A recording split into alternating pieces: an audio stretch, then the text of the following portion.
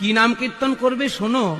হরায়ে নম কৃষ্ণ যাদবায় নম, হরায় নম কৃষ্ণ যাদবায় নম, গোপাল গোবিন্দ রাম শ্রী মধুসূদন, গোপাল গোবিন্দ রাম শ্রী মধুসূদন।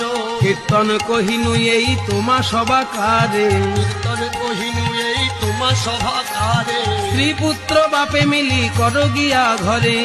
পুত্র বাপে মিলি কর গিয়া ঘরে। এবার প্রভু মুখে মন্ত্র পাই সবারই উল্লাস, প্রভু মুখে মন্ত্র পাই সবারই উল্লাস। দণ্ডবত করি সবে চলে নিজ বাস। ধন্যবাদ করি সবে চলে নিজ বাস।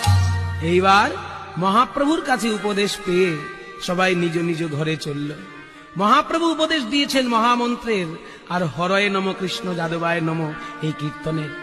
আর কোনো চিন্তা নেই আমাদের। সবাই নিজ নিজ ঘরে বসে দরজার কাছে হাতে তালি দিয়ে সবাই কীর্তন করছে। হরয়ে নম কৃষ্ণ যাদবায় নম, হরায় নম কৃষ্ণ যাদবায় নম, গোপাল গোবিন্দ রাম শ্রী মধুসূদন। গোপাল গোবিন্দ রাম শ্রী মধুসূদন।